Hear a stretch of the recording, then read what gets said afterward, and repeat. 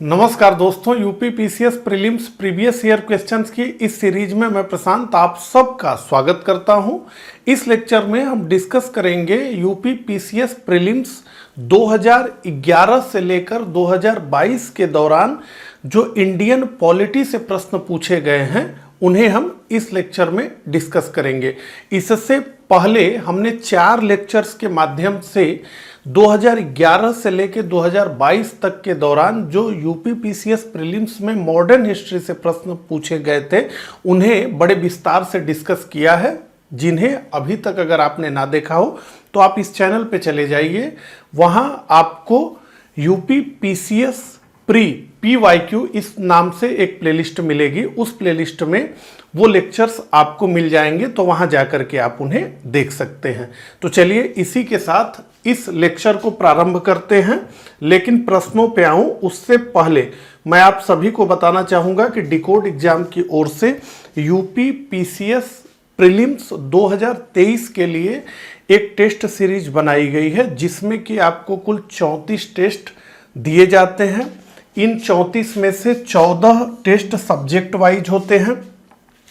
इसके अलावा 5 टेस्ट आपको करंट अफेयर्स का मिलता है, 5 CSAT का टेस्ट मिलता है और 10 आपको फुल टेस्ट मिलते हैं, उसी तरह के टेस्ट जिस तरह का वास्तविक परीक्षा में आपसे पूछा जाता है।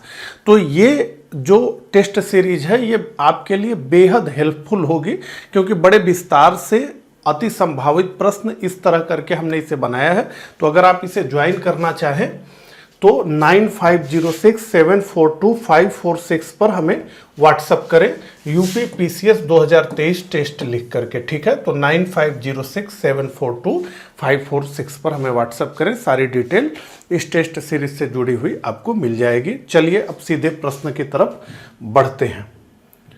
तो यूपी पीसीएस प्री 2011 से हम अपनी यात्रा को प्रारंभ करेंगे, ठीक है। तो पहला प्रश्न अब आपके स्क्रीन पे दिख रहा है। मेरे साथ इन प्रश्नों को पढ़ते हुए, इन्हें सॉल्व करते हुए और कमेंट बॉक्स में अपना उत्तर लिखते हुए आप सभी आगे बढ़ेंगे, ऐसी आप सभी से मैं उम्मीद करता हूं। तो चलिए पहले प्रश्न को पढ़ते हैं। निम्नलिखित में से किसे संसद को संबोधित करने का अधिकार प्राप्त है? भारत के महान्यायवादी को, भारत के मुख्य चुनाव आयुक्त को, भारत के मुख्य न्यायाधीश को और डी राष्ट्रीय सुरक्षा सलाहकार को। तो इस तरह का प्रश्न प्रीवियस ईयर्स में विभिन्न परीक्षाओं में बार बार दोहराया गया है। और प्रश्न क्या है कि किसे संसद को संबोधित करने का अधिकार प्राप्त है? ABCD। तो ABCD में से भारत के महान्यायवादी को संसद को संबोधित करने की, संसद में बैठने की, हालांकि मतदान वो नहीं करता है लेकिन संसद में वो बैठ सकता है, उसमें भाग ले सकता है, संसद में वो अपना विचार प्रस्तुत कर सकता है, ठीक है। ये अधिकारिता भारत के महान्यायवादी को मिली हुई है। अब भारत के महान्यायवादी से जुड़े हुए कुछ महत्वपूर्ण तथ्यों को हम समझ लें। तो भारत के संविधान का जो अनुच्छेद 76 है वो भारत में एक महान्यायवादी के पद का सृजन करता है। तो अटॉर्नी जनरल ऑफ इंडिया के पद का सृजन करता है। ये कौन है? तो ये देश का सर्वोच्च विधिक अधिकारी है। महान्यायवादी क्या है? देश का सर्वोच्च विधिक अधिकारी है। और क्या काम है इसका? तो भारत सरकार को विधिक मामलों पर सलाह देना और उच्चतम न्यायालय व उच्च न्यायालय में भारत सरकार का प्रतिनिधित्व करना। तो एक प्रकार से भारत सरकार का वकील ही हो गया, ठीक है। अनुच्छेद 76(1) कहता है कि इसकी नियुक्ति संघीय मंत्रिपरिषद की सलाह पर राष्ट्रपति द्वारा होगी। तो इसकी नियुक्ति कौन करता है? तो राष्ट्रपति करता है। और ये राष्ट्रपति के प्रसाद पर्यंत पद धारण करता है, ठीक है। और इसमें योग्यता क्या होनी चाहिए? तो इसकी योग्यता बताई गई है कि ये उच्चतम न्यायालय यानी सर्वोच्च न्यायालय के न्यायाधीश बनने की योग्यता रखता हो। तो जो व्यक्ति सर्वोच्च न्यायालय के न्यायाधीश बनने की योग्यता रखता हो उसे भारत के राष्ट्रपति महान्यायवादी बना सकते हैं, ठीक है। तो महान्यायवादी भारत की किसी भी अदालत में सुनवाई का अधिकार रखता है। और जो अनुच्छेद 88 बताता है वो ये बताता है कि महान्यायवादी को यह अधिकार है कि वह संसद के दोनों सदनों की कार्यवाही में भाग ले सकता है अपने विचार व्यक्त कर सकता है किंतु मतदान नहीं कर सकता है। ठीक है, तो भारत के महान्यायवादी से जुड़ा हुआ जो भी तथ्य है उसे आपको ठीक प्रकार से याद रखना है, क्योंकि इसमें क्या योग्यता होनी चाहिए यही पूछा जा सकता है। कौन राष्ट्रपति के प्रसाद पर्यंत अपना पद धारण करता है, उसमें ऑप्शंस दिए जा सकते हैं। इसके अलावा यह भी प्रश्न पूछा जाता है, जैसे ये तथ्य है कि महान्यायवादी न तो सरकार का पूर्णकालिक वकील है, तो कह देगा कि पूर्णकालिक वकील है या नहीं। ठीक है, और न ही कर्मचारी अथवा निजी प्रैक्टिस कर सकता है, तो निजी प्रैक्टिस से भी प्रीवियस ईयर में प्रश्न आए हैं, तो ये सारी चीजों को आपको ध्यान में रखना है। ठीक है, चलिए दूसरा प्रश्न आ गया, भारत की संसद के संबंध में निम्नलिखित में से कौन सा कथन सही नहीं है।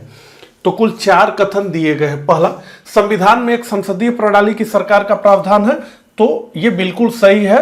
भारत के संविधान में एक संसदीय प्रणाली की सरकार का प्रावधान किया गया है, हमारे यहाँ संसदीय प्रणाली है। संसद का सर्वप्रमुख कार्य मंत्रिमंडल का प्रावधान करना है, तो बिल्कुल संसद का सर्वप्रमुख कार्य है मंत्रिमंडल का प्रावधान करना। कोई भी व्यक्ति भारत में मंत्री नहीं बन सकता जो संसद के दोनों सदनों में से किसी का सदस्य न हो, और बन भी जाता है तो 6 महीने के अंदर उसे सदस्यता लेनी ही होती है, नहीं तो मंत्री पद चला जाएगा। इसके अलावा मंत्रिमंडल को लोकप्रिय सदन में बहुमत का विश्वास प्राप्त रहना चाहिए, तो लोकप्रिय सदन का मतलब है लोकसभा की बात हो रही है, तो निश्चित रूप से मंत्रिमंडल को लोकप्रिय सदन में बहुमत का विश्वास प्राप्त रहना चाहिए। तो A, B, D ये तीनों सही है।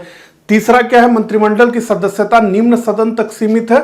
असल में यही गलत है, मंत्रिमंडल की सदस्यता निम्न सदन तक सीमित नहीं है। मंत्रिमंडल की सदस्यता चाहे आप लोकसभा के सदस्य हो तब भी मंत्री बन सकते हैं, राज्यसभा के सदस्य हैं तब भी मंत्री बन सकते हैं, तो ये केवल निम्न सदन यानी लोकसभा तक नहीं है। तो मंत्रिमंडल की सदस्यता निम्न सदन तक सीमित है, ये असल में गलत है, तो C हमारा उत्तर है। यहां पर आप देखें तो बड़े डिटेल में संसदीय प्रणाली और अध्यक्षीय प्रणाली में क्या डिफरेंस है उसको समझाया गया है। ठीक है, तो विधायिका और कार्यपालिका, तो लेजिस्लेचर और एग्जीक्यूटिव के रिलेशंस के आधार पर ये 2 प्रणालियां हमें देखने को मिलती हैं। पहली जिसे हम संसदीय प्रणाली कहते हैं, पार्लियामेंट्री सिस्टम, इसका जनक ब्रिटेन को माना जाता है। हमने भी पार्लियामेंट्री फॉर्म ऑफ गवर्नमेंट को अपनाया है। दूसरा कौन सा है, तो अध्यक्षीय प्रणाली, इसे प्रेसिडेंशियल सिस्टम कहते हैं, राष्ट्रपतीय प्रणाली भी कहते हैं। इसका जनक हम अमेरिका को मानते हैं। तो जो संसदीय शासन प्रणाली है ये उत्तरदायित्व की शासन प्रणाली है, और अध्यक्षीय प्रणाली में हमें स्थिरता देखने को मिलती है। इसे हमने बड़े विस्तार से समझा है, अगर एक एक पॉइंट को हम समझेंगे तो 20 से 25 मिनट चला जाएगा। ठीक है, तो यहां पर मैंने आपको समझने के लिए दे दिया है, सारी बातें स्पष्ट रूप से लिखी हुई हैं। ठीक है, चलिए तो इसका स्क्रीनशॉट आप ले सकते हैं। तीसरा प्रश्न, भारतीय संविधान के निम्नलिखित में से किस अनुच्छेद के अंतर्गत विधानसभा को विधान परिषद का सृजन करने का प्रस्ताव पास करने की इजाजत मिलती है। हमारे ऑप्शंस हैं A अनुच्छेद 168, 169, 170 और 171। तो ये प्रश्न कई बार पूछा गया है और विधान परिषद के सृजन से संबंधित आर्टिकल है अनुच्छेद 169। तो अनुच्छेद 169 संसद को किसी राज्य में विधान परिषद के निर्माण और समाप्ति का अधिकार देता है।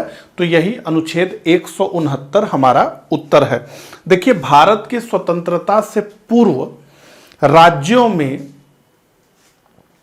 2 प्रकार की विधायिका थी। 6 राज्य कुल ऐसे थे जिनमें कि लेजिस्लेचर्स के दोनों हाउसेस थे, यानी एक जो है विधान सभा यानी लेजिस्लेटिव असेंबली और दूसरी विधान परिषद यानी लेजिस्लेटिव काउंसिल, यानी लेजिस्लेचर के 2 हाउसेस थे, विधायिका के 2 सदन थे।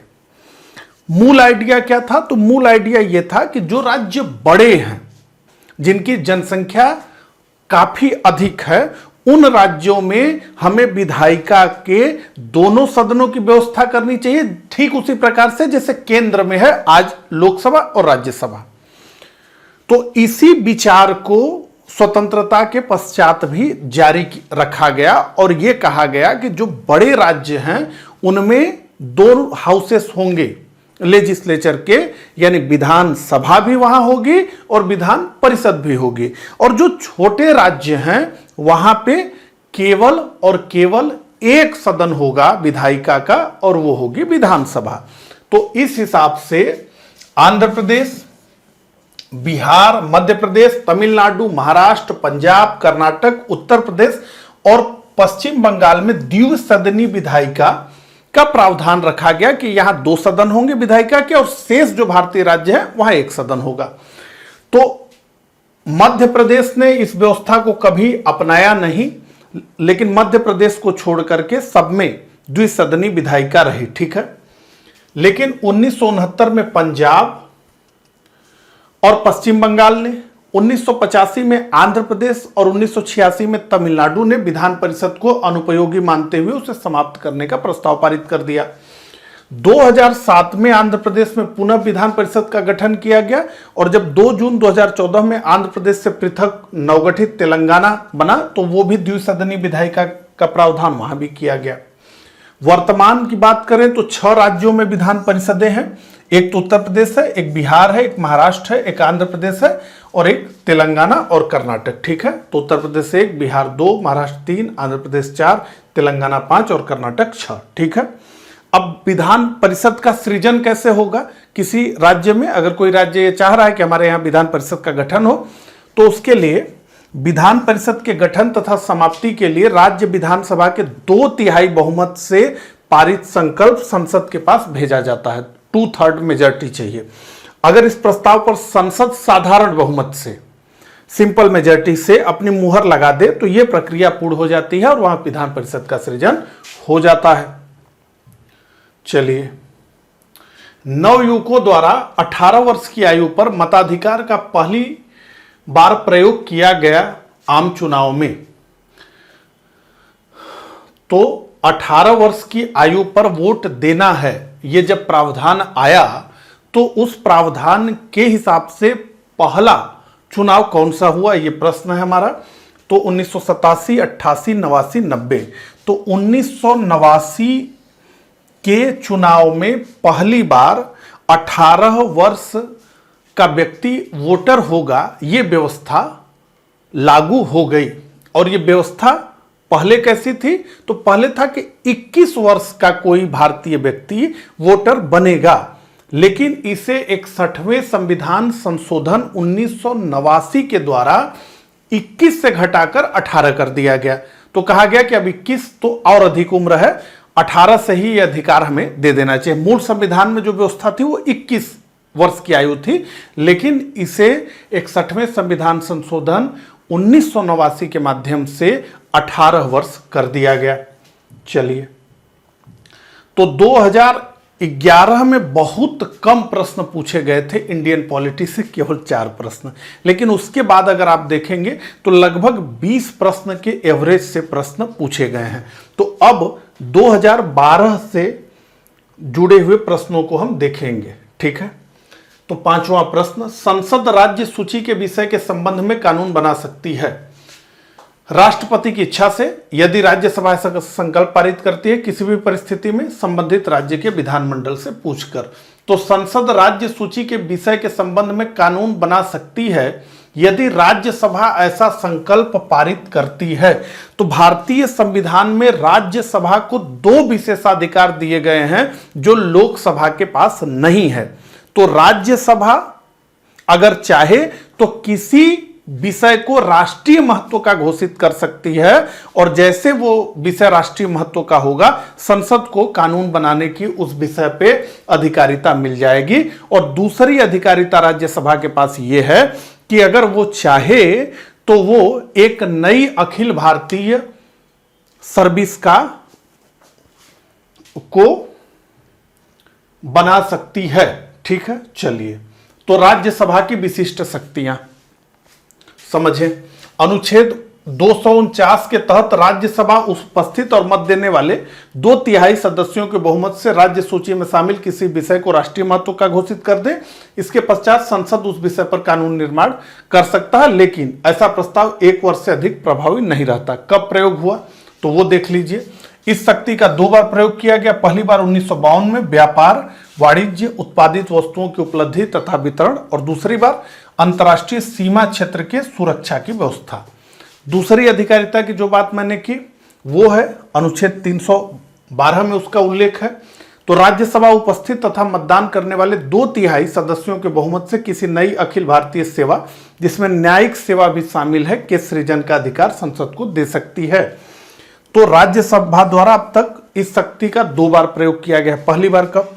तो प्रथम 1961 में भारतीय इंजीनियर सेवा, भारतीय वन सेवा और भारतीय चिकित्सा सेवा, ये 3 नई अखिल भारतीय सेवाएं। उसके बाद द्वितीय 1965 में भारतीय कृषि सेवा, भारतीय शिक्षा सेवा के सृजन का अधिकार संसद को दिया। ठीक है, चलिए। निम्नलिखित में से किस वाद में उच्चतम न्यायालय ने धारणा प्रस्तुत की उद्देशिका संविधान का भाग है? यूनियन ऑफ इंडिया बनाम डॉक्टर कोहली, बनारसी दास बनाम स्टेट ऑफ यूपी, बम्बई बनाम यूनियन ऑफ इंडिया, और डी मलक सिंह बनाम स्टेट ऑफ पंजाब। तो उच्चतम न्यायालय ने धारणा प्रस्तुत की कि उद्देशिका संविधान का भाग है। ये तो केशवानंद भारती मामले में ही स्पष्ट हो गया था, लेकिन इस ऑप्शंस के हिसाब से हम देखें तो बम्बई बनाम यूनियन ऑफ इंडिया, यानी सी हमारा उत्तर होगा। थोड़ा समझ लें ये क्या विषय है। ठीक है, इसे बड़े विस्तार से हमने प्रस्तावना को पढ़ते हुए समझा था, लेकिन एक बार फिर से हम इसे समझेंगे। ठीक है, तो प्रस्तावना से जुड़े हुए विवाद। क्या है विवाद? तो क्या प्रस्तावना संविधान का भाग या अंग है? पहला प्रश्न। दूसरा, क्या प्रस्तावना में संशोधन किया जा सकता है? तो ये पहला मामला आया बेरूबारी संघ का मामला, जिसमें जमीनों की अदला बदली की गई थी नेहरू नून एग्रीमेंट के तहत, जो बेरूबारी संघ क्षेत्र की थी। तो उसमें यह प्रश्न हुआ कि भारत ने पाकिस्तान को अपना क्षेत्र दे दिया है, तो क्या इस तरह की अधिकारिता भारत के प्रधानमंत्री के पास है? विपक्षी दलों ने घेरा। तो भारत के राष्ट्रपति ने अनुच्छेद 143 का प्रयोग करके सर्वोच्च न्यायालय से सलाह मांगा। ठीक है, तो उसी हिसाब से अब हम आगे बढ़ते हैं। तो बेरूबारी संघ का मामला 1960 का, तो सर्वोच्च न्यायालय ने अपने निर्णय में कहा कि प्रस्तावना संविधान का प्रेरणा स्रोत है। जहां संविधान की भाषा संदिग्ध या अस्पष्ट है, वहां प्रस्तावना विधिक निर्वचन में सहायता करती है, किंतु यह संविधान का भाग नहीं है।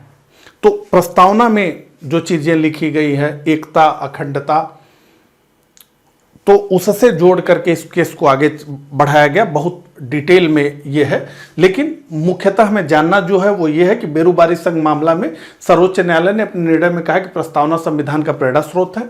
जहां संविधान की भाषा संदिग्ध या अस्पष्ट है, वहां प्रस्तावना विधिक निर्वचन में सहायता करती है, किंतु यह संविधान का भाग नहीं है। ये बेरूबारी संघ मामले में कहा गया, लेकिन इसे सुधारा गया केशवानंद भारती बनाम केरल राज्यवाद में। इसमें क्या हुआ? तो अपने पूर्व में दिए गए निर्णय को उलटते हुए सर्वोच्च न्यायालय ने कहा कि प्रस्तावना संविधान का एक अंग है। संविधान के अन्य प्रावधानों की तरह ही प्रस्तावना में संशोधन किया जा सकता है, सिवाय मूल ढांचे को छोड़कर। तो बेसिक स्ट्रक्चर की डॉक्ट्रिन इसी केस से निकली, हम सब जानते हैं। तो फिर संशोधन भी संविधान में हुआ, 42वां संविधान संशोधन 1976, और हम जानते हैं 3 नए शब्द जोड़े गए, समाजवाद, पंथ निरपेक्ष और अखंडता। ठीक है, चलिए आगे बढ़ते हैं। निम्नलिखित में से किसकी संस्तुति पर भारतीय संविधान में मूल कर्तव्य शामिल किया गया? ए बलवंत राय मेहता समिति, बी आयंकर समिति, स्वर्ण सिंह समिति, और डी ठक्कर समिति। तो निम्नलिखित में से स्वर्ण सिंह समिति की सिफारिश पर भारतीय संविधान में मूल कर्तव्य जोड़ा गया 42वां संविधान संशोधन 1976 में करके। तो सी हमारा उत्तर है। तो आइए मौलिक कर्तव्यों की बात करें। तो जैसा कि हमने बताया, सरदार स्वर्ण सिंह समिति के सुझाव पर 42वें संविधान संशोधन 1976 द्वारा संविधान में भाग 4A एक नया भाग जोड़ा गया, और इसमें एक अनुच्छेद 51A के अंतर्गत 10 मूल कर्तव्यों का उल्लेख किया गया। तो आपसे पूछा जा सकता है कि मूलतः कितने मूल कर्तव्य थे, तो 10 थे। इसमें एक बढ़ाया गया 86वें संविधान संशोधन 2002 द्वारा और एक मूल कर्तव्य और जोड़ दिया गया, तो कुल 11 मूल कर्तव्य हैं। क्या नेचर है मूल कर्तव्यों का, तो ये गैर न्यायोचित हैं। अगर मूल कर्तव्यों को आप नहीं मानते हैं तो ऐसा नहीं कि आपको पकड़ करके जेल में डाल दिया गया है, ठीक दिया जाएगा, और गैर परिवर्तनीय है, इन्हें कानूनी रूप से न्यायालय द्वारा लागू नहीं करवाया जा सकता है। ये नैतिक और नागरिक दोनों ही प्रकार के कर्तव्य इसमें शामिल किया गया है, ठीक है। तो दोनों का उदाहरण है, जैसे स्वतंत्रता के लिए हमारे राष्ट्रीय संघर्ष को प्रेरित करने वाले महान आदर्शों का पालन करना एक नैतिक कर्तव्य है, जबकि संविधान का पालन करना, उसके आदर्शों, संस्थाओं, राष्ट्रध्वज एवं राष्ट्रीय गान का आदर करना एक नागरिक कर्तव्य है, ठीक है। यह प्रश्न बहुत बार रिपीट हुआ है, तो भारत में मूल कर्तव्य की अवधारणा को सोवियत संघ के संविधान से लिया गया है। भारतीय संसद में निम्नलिखित में से कौन शामिल हैं, तो संसद की संरचना से प्रश्न है। लोकसभा और राज्यसभा, बी लोकसभा, राज्यसभा एवं प्रधानमंत्री, लोकसभा के अध्यक्ष एवं लोकसभा, राष्ट्रपति एवं दोनों सदन। तो भारतीय संसद जब हम कहते हैं तो हम असल में कह रहे होते हैं राज्यसभा, लोकसभा और राष्ट्रपति। तो भारतीय संसद मिलकर के बनती है लोकसभा, राज्यसभा और राष्ट्रपति से, तो डी हमारा उत्तर है। अगला, राज्य विधानसभा में कोई भी धन विधेयक पूर्व स्थापित नहीं किया जा सकता बगैर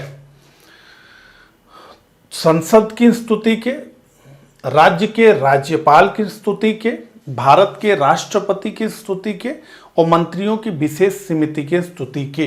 तो राज्य विधानसभा में कोई भी धन विधेयक पूर्व स्थापित नहीं किया जा सकता राज्य के राज्यपाल की संस्तुति के।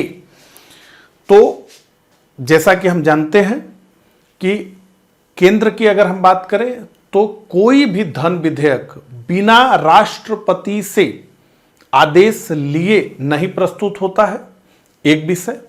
तो उनसे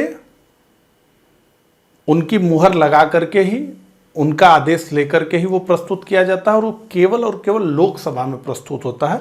उसी तरीके से राज्यों में भी धन विधेयक विधानसभा में ही प्रस्तुत होता है, विधान परिषद में प्रस्तुत नहीं होता है। तो बी हमारा उत्तर है। अगला, निम्नलिखित में से कौन भारत के उपराष्ट्रपति का निर्वाचन करता है, तो उपराष्ट्रपति का निर्वाचन मंडल के बारे में पूछा जा रहा है। लोकसभा के सदस्य, राज्यसभा के सदस्य, विधानसभाओं के सदस्य, विधान परिषदों के सदस्य। तो भारत के उपराष्ट्रपति का चुनाव करते हैं लोकसभा के सदस्य और राज्यसभा के सदस्य। तो संसद के सदस्य मिलकर के भारत के उपराष्ट्रपति का चुनाव करते हैं। इस चुनाव में राज्यों की कोई भूमिका नहीं है, जबकि हम जानते हैं कि राष्ट्रपति के चुनाव में राज्य विधानसभाओं के सदस्यों की भी भूमिका होती है, लेकिन उपराष्ट्रपति के चुनाव में इनकी कोई भूमिका नहीं होती। तो ऐसे में 1 और 2 हमारा उत्तर है और 1 और 2 केवल ए में है, तो 10 का जो हमारा उत्तर होगा वो होगा ए। चलिए आगे बढ़ते हैं। तो भारत के उपराष्ट्रपति से जुड़े हुए तथ्य देख लीजिए। तो संविधान के अनुच्छेद 63 के अनुसार भारत का एक उपराष्ट्रपति होगा। तो आर्टिकल 63 ये बताता है कि भारत में एक उपराष्ट्रपति होगा। अधिकारिता का क्रम देखें तो ये राष्ट्रपति के बाद दूसरा सर्वोच्च अधिकारी होगा। कहां से इसके पद का प्रावधान लिया गया है, तो ये उपराष्ट्रपति के पद का प्रावधान अमेरिका के संविधान से लिया गया है।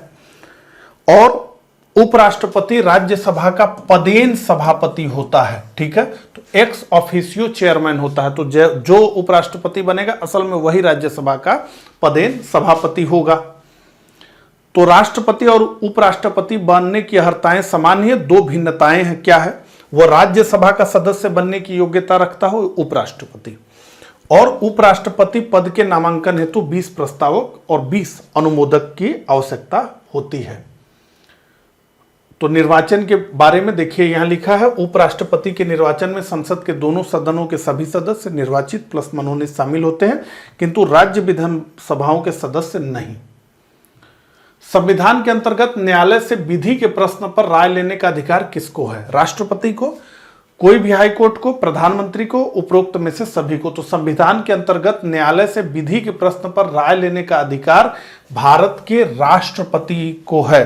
तो अनुच्छेद 143 के तहत भारत का राष्ट्रपति किसी विधि से जुड़े हुए प्रश्न पर सर्वोच्च न्यायालय से परामर्श कर सकता है, उनसे सलाह मांग सकता है, लेकिन सर्वोच्च न्यायालय द्वारा दी गई सलाह राष्ट्रपति पर बाध्यकारी नहीं होगी। तो सलाह चाहे सुप्रीम कोर्ट कुछ भी दे, लेकिन वो राष्ट्रपति पर बाध्यकारी नहीं है, वो केवल एक सलाह है। ठीक है, तो 11 का ए हमारा उत्तर है।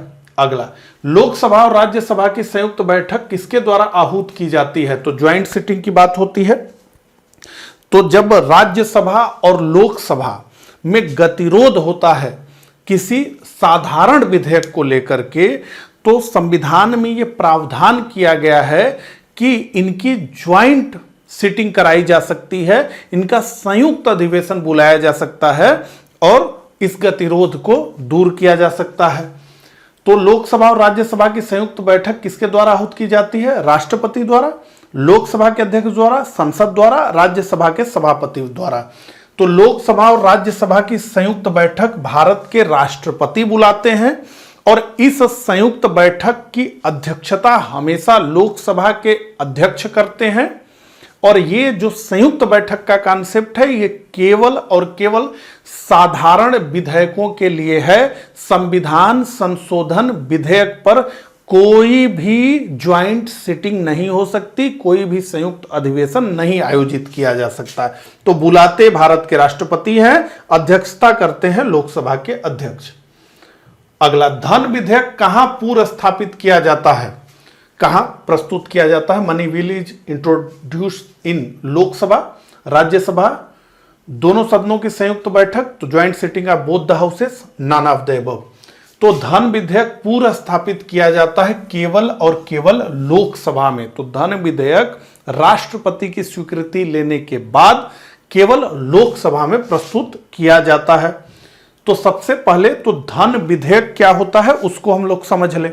ठीक है, तो संविधान का अनुच्छेद 110 धन विधेयक को परिभाषित करता है और अनुच्छेद 109 उसे पारित करने की विशेष प्रक्रिया का उल्लेख करता है कि यह किस प्रक्रिया से धन विधेयक पारित होगा। ठीक है, तो अनुच्छेद 110 में कुछ विषय बताए गए हैं धन विधेयक के लिए। तो पहला क्या है? कर का अधिरोपण, समाप्ति, परिवर्तन, विनिमयन, भारत की संचित निधि, आकस्मिकता निधि में धन जमा करना या निकालना, भारत की संचित निधि से धन का विनियोग और किसी व्यय को भारत की संचित निधि पर भारित व्यय घोषित करना।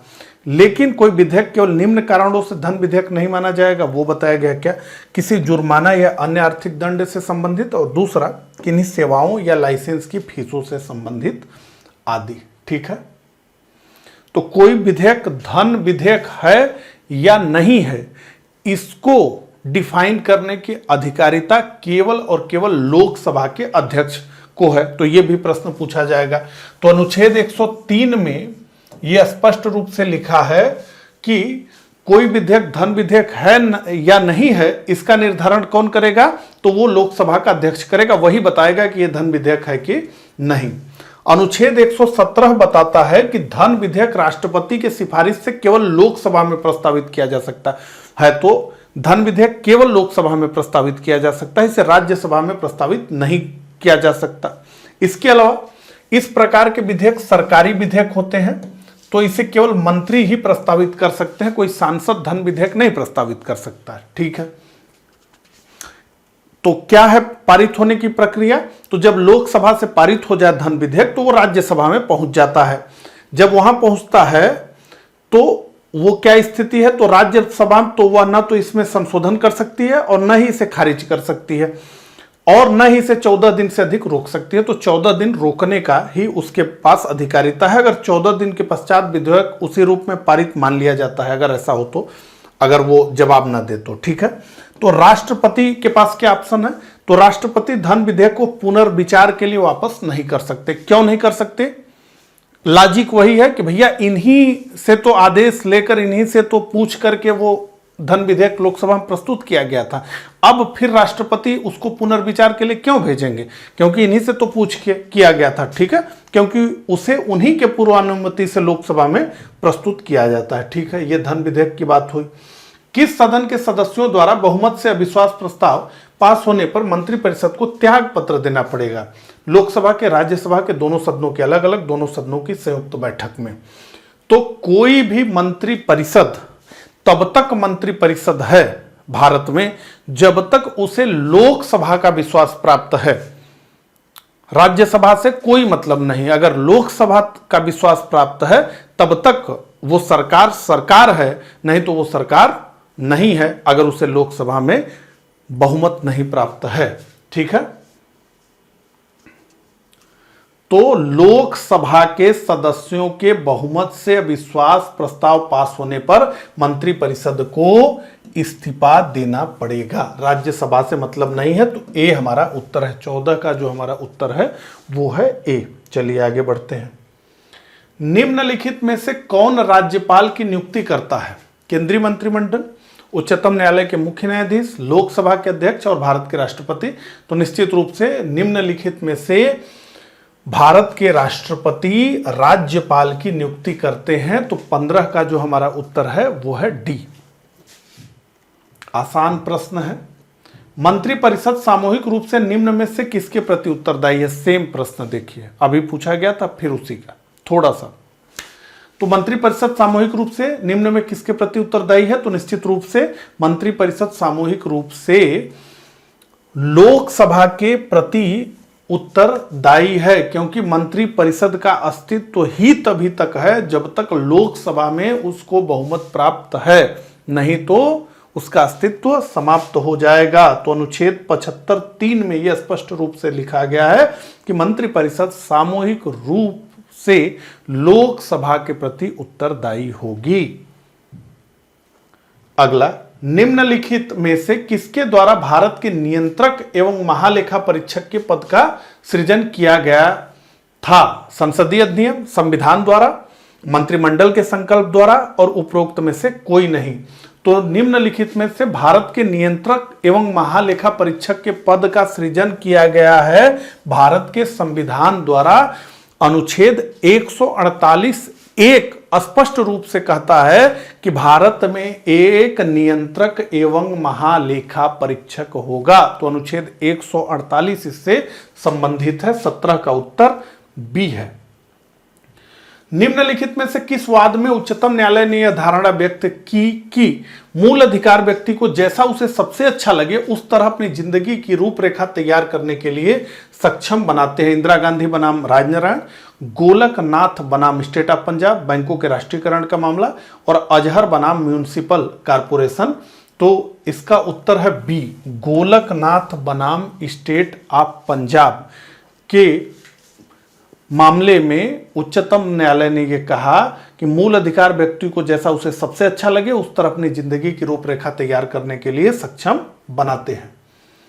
उच्चतम न्यायालय में संविधान के निर्वचन से संबंधित मामले की सुनवाई करने के लिए न्यायाधीशों की संख्या कम से कम कितनी होनी चाहिए?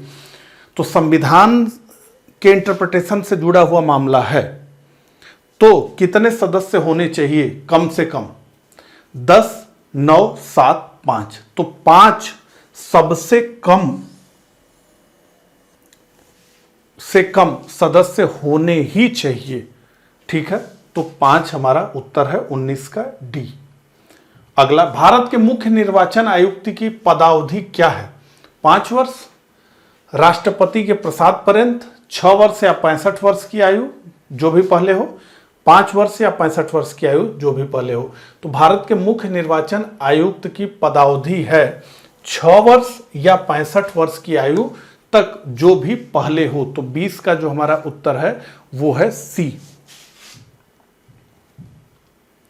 निम्नलिखित में से कौन संवैधानिक प्राधिकरण है? नीचे दिए गए कूट से सही उत्तर चुनिए। राज्य निर्वाचन आयोग, राज्य वित्त आयोग, जिला पंचायत और राज्य निर्वाचन अधिकारी। प्रश्न में यह पूछा जा रहा है संवैधानिक प्राधिकरण है यानी जिसका उल्लेख भारत के संविधान में किया गया है। तो इसमें राज्य निर्वाचन आयोग, राज्य वित्त आयोग, जिला पंचायत, इन सबका उल्लेख किया गया है पंचायतों के तहत। लेकिन राज्य निर्वाचन अधिकारी ये संवैधानिक प्राधिकरण नहीं है। तो 1, 2, 3, तो 1, 2 और 3 इसका उत्तर होगा। तो बी हमारा उत्तर होगा, 4 नहीं। ठीक है, आइए राज्य निर्वाचन आयोग की बात करें तो स्टेट इलेक्शन कमीशन जो कि पंचायतों से जुड़े हुए चुनाव के अधीक्षण करता है, निर्देशन करता है, उसका नियंत्रण करता है। इसका प्रावधान कहाँ किया गया है? तो अनुच्छेद 243 के में इसका प्रावधान किया गया है कि राज्य निर्वाचन आयोग का गठन किया जाएगा, जिसमें एक राज्य निर्वाचन आयुक्त होगा जिसे राज्यपाल नियुक्त करेगा और निर्वाचन आयुक्त की सेवा शर्त तथा कार्यकाल आदि का निर्धारण भी करेगा। लेकिन चूंकि उसे पर्याप्त शक्ति रहे अपने हिसाब से काम करने के लिए, तो ये कहा गया है कि उसे उच्च न्यायालय के न्यायाधीश को हटाने जैसी प्रक्रिया का पालन करने के बाद ही हटाया जा सकता है। और राज्य वित्त आयोग तो 243 में इसका प्रावधान किया गया है। तो राज्य के राज्यपाल द्वारा प्रत्येक 5 वर्ष पश्चात पंचायतों की आर्थिक स्थिति की समीक्षा हेतु एक वित्त आयोग गठित किया जाता है। निम्न सिफारिशें ये कर सकता है क्या? राज्य के द्वारा निर्धारित करों और शुल्कों का राज्य और पंचायतों के बीच वितरण, पंचायतों द्वारा लगाए जाने वाले कर शुल्क आदि, और राज्य की समेकित निधि से पंचायत को दिया जाने वाला अनुदान। ठीक है, तो इन दोनों का उल्लेख और हमने कर लिया। निम्न में से किस राज्य में पंचायती राज का शुभारंभ सबसे पहले हुआ? ए उत्तर प्रदेश, बी बिहार, सी राजस्थान और डी गुजरात। तो हम निश्चित रूप से जानते हैं कि यह बेहद आसान प्रश्न है और प्रीवियस ईयर में बहुत बार पूछा गया प्रश्न है। इसका उत्तर है नागौर, राजस्थान। सी हमारा उत्तर है। तो 22 का उत्तर है सी। आइए थोड़ा पंचायती राज की बात करें यानी स्थानीय स्वशासन, लोकल सेल्फ गवर्नमेंट की बात करें। महात्मा गांधी इसके प्रबल समर्थक थे कि शासन की शक्ति स्थानीय स्तर पे होनी चाहिए, पंचायतों को हमें बहुत मजबूत बनाए जाने की आवश्यकता है। लेकिन गांधी जी जैसा सोचते थे उस तरह की व्यवस्था तो हमने नहीं अपनाई। लेकिन 1952 में सामुदायिक विकास कार्यक्रम और राष्ट्रीय विस्तार सेवा 1953 ये बनाया गया और इसकी प्रगति की जांच करने के लिए बलवंत राय मेहता की अध्यक्षता में 1957 में एक समिति गठित की गई। 1957 में गठित इस समिति ने अपनी रिपोर्ट जो प्रस्तुत की उसमें क्या क्या बताया? तो उन्होंने कहा कि एक त्रिस्तरीय व्यवस्था होनी चाहिए। ग्राम स्तर पे ग्राम पंचायत होनी चाहिए, खंड या ब्लॉक स्तर पे पंचायत समिति होनी चाहिए और जिले में एक जिला परिषद की आवश्यकता है। तो ये 3 स्तरीय होना चाहिए। जो सरकार है राज्य की उसका काम केवल मार्गदर्शन का होना चाहिए, निरीक्षण का होना चाहिए और उच्च स्तरीय योजना निर्माण का होना चाहिए। जो संचालन है वो स्थानीय स्तर पर ही होना चाहिए यानी जिला स्तर पे, खंड और ग्राम स्तर पे। ठीक है, तो 1958 में राष्ट्रीय विकास परिषद ने इस समिति के सिफारिशों को स्वीकार कर लिया और औपचारिक रूप से नेहरू जी ने 2 अक्टूबर 1959 में इसकी शुरुआत राजस्थान के नागौर जिले से की और इस दिन संपूर्ण राजस्थान में से लागू कर दिया गया। 11 अक्टूबर 1959 को आंध्र प्रदेश, 1960 में असम, तमिलनाडु व कर्नाटक, 1962 में महाराष्ट्र, 1963 में गुजरात, 1964 में पश्चिम बंगाल में और इस प्रकार धीरे धीरे संपूर्ण देश में पंचायती राज व्यवस्था लागू हो गई और उसके बाद तो हम जानते हैं संवैधानिक दर्जा भी इसे दिया गया है। उत्तर प्रदेश में पंचायती राज संस्थाओं में महिलाओं के लिए आरक्षित स्थानों की संख्या कितनी है? कुल स्थानों का 1/3, महिलाओं की आबादी के अनुपात में कुल स्थानों का 1/4 और परिस्थितियों की आवश्यकता अनुसार, तो परिस्थितियों की आवश्यकता अनुसार नहीं, स्पष्ट रूप से कहा गया है कि कुल स्थानों का 1/3 महिलाओं के लिए आरक्षित होगा। तो 23 का जो हमारा उत्तर है वो है ए। आइए पंचायती राज की बात करें, 73वां संविधान संशोधन अधिनियम 1952 की बात करें। ठीक है, तो 24 अप्रैल 1993 से 73वां संविधान संशोधन अधिनियम लागू हुआ। और इसीलिए 24 अप्रैल को पंचायत दिवस के रूप में मनाया जाता है। क्या किया इस अधिनियम ने? तो इस अधिनियम ने संवैधानिक दर्जा दे दिया पंचायती राज प्रणाली को। अब संविधान में इसका उल्लेख कर दिया गया। ठीक है, तो संविधान में भाग 9 को जोड़ा गया जिसका शीर्षक है पंचायतें, और इसमें अनुच्छेद 243 से 243 ओ तक कुल 16 अनुच्छेद हैं। क्या है इन अनुच्छेदों में? तो पंचायतों का गठन कैसे होगा, उनकी संरचना क्या होगी, उनका निर्वाचन कैसे होगा, उनकी शक्तियां क्या होगी, उनका उत्तरदायित्व क्या होगा, इससे संबंधित प्रावधान किया गया है। इसके अलावा इस अधिनियम के तहत संविधान में 11वीं अनुसूची जोड़ी गई जिसमें पंचायतों की कार्यप्रणाली के 29 विषय विस्तार से दिए गए हैं। ये भी बहुत बार पूछा गया कितने विषय, तो 29 विषय, और ये संबंधित आर्टिकल है 243G। ठीक है, तो ये जो पंचायती राज में 73वां संविधान संशोधन है, इसमें प्रावधानों को 2 श्रेणियों में रखा गया है। पहला अनिवार्य और दूसरा ऐच्छिक। तो एक तो कंपलसरी है, दूसरा वैकल्पिक है। तो अनिवार्य में क्या क्या है वो देख लीजिए। तो पहले तो ग्राम सभा का गठन करना ही होगा। क्या होता था कि बहुत सारे राज्यों में बहुत बहुत दिनों तक चुनाव ही नहीं होते थे, 10-10 साल 15-15 साल तक चुनाव नहीं होते, तो कहा गया कि नहीं, गठन तो करना पड़ेगा। दूसरा, 20 लाख से अधिक जनसंख्या वाले राज्यों में त्रिस्तरीय पंचायत होगी, 20 लाख से कम में 2 स्तर चल सकता है। पंचायतों के प्रत्येक स्तर पर प्रत्यक्ष चुनाव होगा, किंतु मध्यवर्ती और जिला स्तर के अध्यक्षों का अप्रत्यक्ष चुनाव होगा। ठीक है, तो गांव में तो चाहे वो सदस्य चुना जाए, चाहे वो प्रधान सरपंच जो कहें वो चुना जाए, तो उसको तो सीधे पब्लिक वोट करेगी, जनता वोट करेगी। लेकिन जो मध्यवर्ती यानी जो ब्लॉक का अध्यक्ष हो रहा है, सो ब्लॉक प्रमुख कहते हैं हम लोगों की तरफ, जिला पंचायत अध्यक्ष, तो ये अप्रत्यक्ष भी चुन के आ सकते हैं। जो सदस्य हैं वही उनका चुनाव कर सकते हैं। इसके अलावा क्या है, सभी स्तरों पर SC/ST के लिए आरक्षण और महिलाओं के लिए 1/3 आरक्षण होगा। ये भी प्रावधान कंपलसरी है, ये हर राज्य को मानना ही है।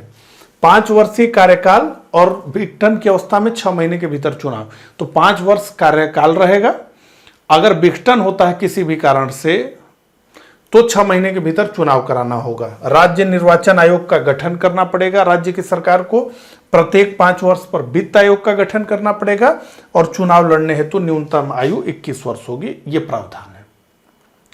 तो 2012 के सभी प्रश्नों को हमने देख लिया है। अब सीधे 2013 के प्रश्नों पर हम आते हैं। निम्नलिखित में से कौन एक सही सुमेलित नहीं है? DPSP से प्रश्न आ चुका है। अनुच्छेद 39A समान न्याय एवं निःशुल्क विधिक सहायता, अनुच्छेद 40 ग्राम पंचायतों का संगठन, अनुच्छेद 44 समान नागरिक संहिता, अनुच्छेद 48 न्यायपालिका का कार्यपालिका से पृथककरण। असल में यही सही सुमेलित नहीं है। अनुच्छेद 48 न्यायपालिका का कार्यपालिका से पृथककरण, ये न्यायपालिका से कार्यपालिका के पृथककरण का प्रावधान DPSP के तहत अनुच्छेद 50 में किया गया है, और अनुच्छेद 48 में कृषि एवं पशुपालन का संगठन करना ये बताया गया है। तो ये D हमारा उत्तर है। अब DPSP को थोड़ा सा हम समझ लें। ठीक है, तो पहले तो DPSP का उल्लेख कहाँ किया गया है संविधान में? तो भाग 4 अनुच्छेद 36 से लेकर 51 तक में राज्य के नीति निर्देशक तत्वों का उल्लेख किया गया है। कहाँ से इसका कॉन्सेप्ट लिया गया है? तो भारत शासन अधिनियम 1935 में वर्णित अनुदेश प्रपत्र इंस्ट्रूमेंटल ऑफ इंस्ट्रक्शन के समान ये हैं, और इसको आयरलैंड के संविधान से लिया गया है। ठीक है, तो DPSP संविधान की प्रस्तावना में लिखित जो सामाजिक, आर्थिक और राजनीतिक न्याय तथा स्वतंत्रता, समानता और बंधुत्व की भावना है, उस पर ही ये आधारित है। हालांकि ये गैर न्यायोचित है। इसमें लिखी हुई किसी बात को लेकर के आप न्यायालय में नहीं जा सकते हैं कि जज साहब आप यहाँ पे लिखा है समान कार्य के लिए समान मजदूरी, तो हमें ऐसा नहीं मिल रहा है। तो इसको लेकर के यहाँ लिखा है कि गौ वंश की रक्षा होनी चाहिए, मदिरा पर प्रतिबंध लगना चाहिए, ये आदि, तो ये नहीं हो रहा है। तो ये क्या है? ये गैर न्यायिक हैं। क्यों रखे गए हैं? तो ये आर्थिक, सामाजिक, राजनीतिक न्याय की बात करते हैं। कई अधिकार ऐसे हैं जिनको लागू करने का एक कास्ट होता है। तो हमारे संविधान निर्माताओं का एक स्वप्न है कि आगे भारत की दिशा अगले 100 वर्षों में क्या होने वाली है, उसकी एक स्पष्ट रूपरेखा हमारे पास है। और सरकारों को चाहिए, राज्य की भी सरकार को, केंद्र की भी सरकार को, कि वो एक बार कानून अपना बनाएं। कोई भी नया योजना लेकर के आए तो एक बार डीपीएसपी को जरूर देखें कि उसमें क्या लिखा है, उसके अनुरूप आचरण हो। हालांकि ये कहीं से कोई जरूरी नहीं है। तो ये गैर न्यायोचित और गैर परिवर्तनीय है। उद्देश्य क्या है? भारत को एक लोक कल्याणकारी राज्य बनाना, वेलफेयर स्टेट बनाना। और वेलफेयर स्टेट क्या है? एक बहुत महंगा हाथी है जिसको बांधना बड़ा चुनौतीपूर्ण काम है। केटी शाह ने क्या कहा? राज्य के नीति निर्देशक सिद्धांत एक ऐसा चेक है जो बैंक के सुविधानुसार अता किया जाता है। तो बैंक जब चाहेगा तब अता करेगा। ठीक है। आनुपातिक प्रतिनिधित्व की व्यवस्था निर्वाचन क्रिया प्रणाली के रूप में सुनिश्चित करती है बहुमत से शासन की, सरकार में स्थिरता को, सामान्य राजनीतिक सोच को और अल्पसंख्यकों के प्रतिनिधित्व को। तो आनुपातिक प्रतिनिधित्व की व्यवस्था निर्वाचन क्रिया प्रणाली के रूप में हमेशा सुनिश्चित करती है अल्पसंख्यकों के प्रतिनिधित्व को। और ये कैसे होता है? तो देखिए, भारत में जो व्यवस्था हम अपनाते हैं चुनावों में, लोकसभा के चुनाव में, विधानसभा के चुनाव में, उसे हम कहते हैं first past the post system, यानी जो व्यक्ति सबसे पहले पोस्ट तक पहुंचा। तो हम जानते हैं कि जो सबसे अधिक वोट पाता है वो चुनाव जीत जाता है। अब ऐसा भी हो सकता है कि कोई व्यक्ति 50,000 वोट पाए और चुनाव जीत जाए, और जो हारा हुआ प्रत्याशी हो वो 49,999 वोट पाए, तो भी वो हारा ही है। एक वोट कम पाके भी वो हार सकता है। तो ऐसे में क्या होता है कि जो जीता है उसके वोट की तो कुल वैल्यू है, क्योंकि वो चुनाव जीत गया, 50,000 वोट उसके वोट की वैल्यू हो गई, उसके वोटों ने उसे विजयी बना दिया। लेकिन जो व्यक्ति हारा है वो 49,999 वोट पा करके भी हार गया, उसके वोट की कोई वैल्यू नहीं। आपने जरूर सुना होगा कि हारे हुए प्रत्याशी की तरफ क्यों जाना, क्योंकि हारे हुए प्रत्याशी की तरफ जाके मैं अपने वोट को पानी में नहीं डालूंगा, ऐसा लोग कहते हैं। तो वो वोट का मूल्य समाप्त हो जाता है। ये first past the post system है। जो आनुपातिक प्रतिनिधित्व की व्यवस्था है वो ये प्रावधान करती है कि जिस भी पार्टी को जितना भी वोट मिला, जैसे आप जानते हैं कि 2014 के लोकसभा के चुनाव में बहुजन समाज पार्टी को एक भी सीट नहीं मिली और उत्तर प्रदेश में उसको 19% वोट मिला। तो वोट तो मिला लेकिन सीट नहीं मिली। और उसका कारण क्या होता है कि वोट मिलता है और सीट नहीं मिलती? इसका कारण यह होता है कि कहीं पर भी जीतने लायक वोट नहीं मिला। मतलब बराबर, अब जैसे पूरे यूपी में 2014 के लोकसभा के चुनाव में चुनाव जीतने के लिए, आपके समझने के लिए, उदाहरण के लिए मैं कह रहा हूं कि 4 लाख वोट चाहिए। तो हर सीट पर बहुजन समाज पार्टी ने या तो 3 लाख वोट पाया, या 3.5 लाख वोट पाया, या 3.25 लाख वोट पाया, लेकिन 4 लाख कहीं नहीं पा पाई, इसलिए जीत नहीं पाई। लेकिन वोट हमेशा हर जगह उसे मिला है, लेकिन सीट एक भी नहीं मिली। तो अनुपातिक प्रतिनिधित्व प्रणाली ये कहती है कि अगर 4 पार्टियां हैं और उनका जो वोट शेयर है उसको काउंट कर लीजिए। अगर किसी पार्टी ने 30% वोट पाया हो तो उसे 30 सीटें दे दीजिए, जिसने 20% पाया है उसे 20%, जिसने 50% पाया है उसे 50% सीटें दे दीजिए। और इसके लिए करना क्या होगा? तो जितनी सीटें हैं उतने कैंडिडेट्स का नाम सभी पार्टियां चुनाव से पहले दे देंगे कि ये कैंडिडेट्स हमारे होंगे, और उन्हीं कैंडिडेट्स के नाम पे वोट पड़ेंगे।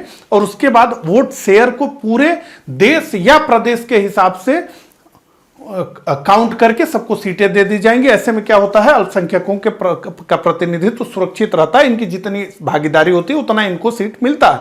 लेकिन अगर फर्स्ट पास्ट द पोस्ट होगा तो नहीं मिलेगा। बड़े विस्तार से हमने समझा और थोड़ा जल्दी समझा। ठीक है। निम्नलिखित कथनों में से कौन सही नहीं है? संविधान संशोधन विधेयक संसद के दोनों सदनों द्वारा अलग अलग विशेष बहुमत से पारित होना चाहिए। बिल्कुल सही है। सर्वोच्च न्यायालय में संविधान संबंधी मामलों की सुनवाई कम से कम 5 न्यायाधीशों द्वारा की जाती है। बिल्कुल सही है।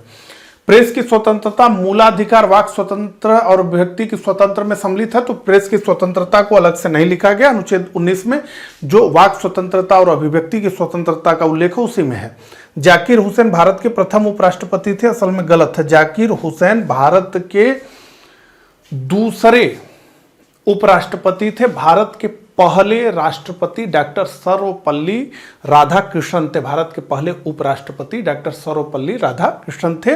और डॉक्टर जाकिर हुसैन भारत के दूसरे उपराष्ट्रपति, भारत के तीसरे राष्ट्रपति थे और उससे पहले बिहार के चौथे गवर्नर यानी राज्यपाल थे।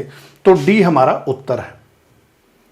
भारतीय संविधान के निम्नलिखित अनुच्छेदों में से किस एक के अंतर्गत विधान परिषद की स्थापना या समाप्ति की व्यवस्था की गई है? अभी 2012 में हमने देखा था, अब फिर से यह प्रश्न है, तो निश्चित रूप से अनुच्छेद 169 हमारा उत्तर है। उत्तर प्रदेश विधान परिषद की संपूर्ण सदस्य संख्या है 105, 106, 107, 108। तो लेजिस्लेटिव काउंसिल में कितनी सदस्यता है? तो देखिए, जब उत्तर प्रदेश और उत्तराखंड एक ही साथ था तो उत्तर प्रदेश विधान परिषद की जो कुल सदस्य संख्या थी वो 108 थी, लेकिन हम जानते हैं 2000 में उत्तराखंड का निर्माण हो गया, तो उत्तर प्रदेश की जो विधान परिषद में सदस्य संख्या है वो 100 हो गई। तो ये 108 सही तब था जबकि उत्तर प्रदेश और उत्तराखंड का बंटवारा नहीं हुआ था, अभी 100 है। तो इस हिसाब से हम देखें तो ये क्या है कि इसमें से कोई ऑप्शन सही नहीं है, ठीक है, तो कोई भी सही नहीं है। अगला, निम्नलिखित राज्यों में से किसमें 1967 से 1971 के मध्य अधिकतम गठबंधन सरकारें बनाने का रिकॉर्ड है? उत्तर प्रदेश, हरियाणा, बिहार और पंजाब। तो सबसे अधिक 1967 से 71 के बीच सरकारें बनने का रिकॉर्ड बिहार में है। यहां इतनी कम अवधि में कुल 9 सरकारें बनी। ठीक है, चलिए अगले प्रश्न पे बढ़ते हैं। निम्नलिखित में से कौन एक संवैधानिक निकाय नहीं है? तो संवैधानिक निकाय क्या है? जिसका उल्लेख संविधान में किया गया है। ठीक है, संघ लोक सेवा आयोग, राज्य लोक सेवा आयोग, वित्त आयोग। तो हम जानते हैं संघ लोक सेवा आयोग, राज्य लोक सेवा आयोग, वित्त आयोग, इन सब का उल्लेख संविधान में किया गया है। योजना आयोग, इसका उल्लेख संविधान में नहीं किया गया है। प्लानिंग कमीशन संवैधानिक निकाय नहीं है, और हम जानते हैं कि अब योजना आयोग नीति आयोग बन चुका है। ठीक है, तो डी हमारा उत्तर है। निम्नलिखित में से कौन राज्य सरकार तथा स्थानीय शासन के बीच राजस्व बंटवारे के लिए उत्तरदायी है? मुख्यमंत्री, राज्यपाल, राज्य वित्त आयोग। तो निश्चित रूप से राज्य वित्त आयोग का प्रावधान किया गया है संविधान में, और यही क्या है कि राज्य सरकार और स्थानीय शासन के बीच राजस्व बंटवारे के लिए उत्तरदायी है। तो 31 का जो हमारा उत्तर है वो है सी। अनुसूचित जातियों और अनुसूचित जनजातियों के लिए एक राष्ट्रीय आयोग गठित करने का प्रावधान संविधान के किस अनुच्छेद के अंतर्गत किया गया है? 338 और 338A, 337, 334 और 339। तो अनुसूचित जातियों और अनुसूचित जनजातियों के लिए एक राष्ट्रीय आयोग के गठन करने का प्रावधान संविधान के अनुच्छेद 338 जो अनुसूचित जाति के लिए, और अनुच्छेद 338A जो अनुसूचित जनजाति के लिए है। ठीक है, आइए थोड़ा सा इसके इतिहास को समझ लें। तो मूल संविधान में अनुच्छेद 338 के तहत एससी और एसटी के लिए एक विशेष अधिकारी नियुक्त किया जाएगा, यह बात लिखा था कि एक विशेष अधिकारी होगा मूल संविधान में। क्या करेगा वो अधिकारी? तो लिखा गया था कि वो अधिकारी एससी एसटी के संवैधानिक संरक्षण से सभी मामलों का निरीक्षण करेगा और उनसे संबंधित प्रतिवेदन राष्ट्रपति के समक्ष प्रस्तुत करेगा। लेकिन अब इस एक अधिकारी के जगह आगे बढ़ा। 1990 में 65वां संविधान संशोधन किया गया, और उस संविधान संशोधन में एससी एसटी हेतु एक विशेष अधिकारी के स्थान पर एक बहुसदस्यीय राष्ट्रीय अनुसूचित जाति एवं अनुसूचित जनजाति आयोग स्थापित किया गया। 2003 में क्या हुआ? तो 89वां संविधान संशोधन ने इन दोनों के लिए यानी अनुसूचित जाति के लिए अलग और अनुसूचित जनजाति के लिए अलग 2 आयोग स्थापित किए। तो पहला राष्ट्रीय अनुसूचित जाति अनुच्छेद 338 और राष्ट्रीय अनुसूचित जनजाति आयोग अनुच्छेद 338A के तहत गठित किया गया, और ये 2004 से प्रभावी हो गया। तो दोनों आयोगों की संरचना क्या है समझ लीजिए। तो प्रत्येक में एक अध्यक्ष, एक उपाध्यक्ष और 3 अन्य सदस्य होते हैं, जिनकी नियुक्ति भारत के राष्ट्रपति करते हैं, और नियमानुसार इनका कार्यकाल 3 वर्ष का होता है। लोकसभा में एंग्लो इंडियन समुदाय के प्रतिनिधित्व के लिए प्रावधान संविधान में किस अनुच्छेद के अंतर्गत किया गया? ए 331, बी 221, सी 121 और डी 130। तो भारत के संविधान में यह प्रावधान किया गया था कि अनुच्छेद 331 के तहत अगर भारत के राष्ट्रपति को यह लगता है कि लोकसभा में एंग्लो इंडियन समुदाय का प्रतिनिधित्व पर्याप्त नहीं है, तो वो 2 एंग्लो इंडियंस को लोकसभा में मनोनीत कर सकते हैं। इस प्रावधान को 104वें संविधान संशोधन 2019 द्वारा नरेंद्र मोदी की सरकार ने समाप्त कर दिया। हालांकि ये प्रावधान हमेशा सत्ता पक्ष के लिए अच्छा रहा, क्योंकि उनकी सदस्य संख्या लोकसभा में बढ़ जाती थी। राष्ट्रपति के चुनने का मतलब है कि वो केंद्र की सरकार चुन रही है, लेकिन इसे समाप्त कर दिया गया है इस व्यवस्था को। ठीक है, ये हमारा उत्तर है। अगला, बॉम्बे, मद्रास और कलकत्ता में उच्च न्यायालयों की स्थापना कब हुई? 1861, 51, 71, 81। तो बॉम्बे, मद्रास और कलकत्ता में उच्च न्यायालयों की स्थापना 1861 के अधिनियम के तहत 1862 में हुई। ये हमारा उत्तर है। अगला, भारत के सर्वोच्च न्यायालय के संबंध में निम्नलिखित में से कौन सा कथन सही है? इसका केवल मूल क्षेत्राधिकार है, इसका केवल अपीलीय क्षेत्राधिकार है, इसका केवल परामर्श संबंधी क्षेत्राधिकार है, और इसका मूल, अपीलीय और परामर्श संबंधी क्षेत्राधिकार है। तो सर्वोच्च न्यायालय का मूल, अपीलीय, रीट और परामर्श संबंधी क्षेत्राधिकार है। तो डी हमारा उत्तर है। आइए समझ लें। तो सर्वोच्च न्यायालय का क्षेत्राधिकार तथा शक्तियां, ठीक है, बहुत जल्दी में। तो पहला तो इसकी अधिकारिता जो है वो है मूल या आरंभिक अधिकारिता, ओरिजिनल जुरिडिक्शन। तो कुछ एब्सोल्यूट मामले हैं जो केवल भारत के सर्वोच्च न्यायालय में चल सकते हैं, जैसे राज्यों के विवाद, राज्य और केंद्र के विवाद, कुछ राज्य और केंद्र एक तरफ, कुछ राज्यों का समूह एक तरफ, इस तरह के जो मामले हैं वो मूल या आरंभिक अधिकारिता है सर्वोच्च न्यायालय की, वही सुन सकता है। ठीक है, रीट अधिकारिता है। तो हम जानते हैं कुल 5 प्रकार की रीट जारी होती है: बंदी प्रत्यक्षीकरण, परमादेश, प्रतिषेध, उत्प्रेषण, अधिकार परीक्षा, ये सब सारी। इसके अलावा अपीलीय अधिकारिता है। तो सर्वोच्च न्यायालय हम जानते हैं कि भारत में अंतिम अपीलीय न्यायालय है, अब इसके ऊपर कोई न्यायालय है नहीं, तो इसे किसी भी न्यायालय के निर्णय के विरुद्ध अपील सुनने की अधिकारिता है। इसके अलावा सलाहकारी अधिकारिता है, तो ये राष्ट्रपति को सलाह दे सकता है उनके मांगने पर। अभिलेख न्यायालय है, ये कोर्ट ऑफ रिकॉर्ड है। कोर्ट ऑफ रिकॉर्ड का क्या मतलब? ऐसे जो न्यायालय होते हैं उनके निर्णयों को सुरक्षित रखा जाता है, रिकॉर्ड में रखा जाता है, और उन निर्णयों के हिसाब से जो इससे नीचे की अदालतें हैं उनमें निर्णय किए जाते हैं। न्यायिक पुनर्विलोकन की शक्ति, तो जुडिशियल रिव्यू की शक्ति है सर्वोच्च न्यायालय के पास। इसी का प्रयोग करके सर्वोच्च न्यायालय ने बेसिक स्ट्रक्चर डॉक्ट्रिन को लेकर के आई है, और बहुत सारी शक्तियां हैं। ठीक है, चलिए अगले प्रश्न पे बढ़ते हैं। जिस समिति ने लोकतांत्रिक विकेंद्रीकरण और पंचायत राज की सिफारिश की, उसका सभापति कौन था? के.एम. पनिकर, H.N. कुंजरू, महात्मा गांधी, निश्चित रूप से बलवंत राय मेहता। तो 36 का जो हमारा उत्तर है वो है डी, बलवंत राय मेहता समिति। पंचायत समिति के सदस्य खंड विकास अधिकारी द्वारा मनोनीत किए जाते हैं, जिला पंचायत अध्यक्ष द्वारा मनोनीत किए जाते हैं, प्रत्यक्ष रूप से जनता द्वारा निर्वाचित किए जाते हैं, ग्राम पंचायत के सदस्यों द्वारा अप्रत्यक्ष रूप से निर्वाचित किए जाते हैं। तो पंचायत समिति के सदस्य प्रत्यक्ष रूप से जनता द्वारा निर्वाचित किए जाते हैं। 37 का जो उत्तर है वो है सी।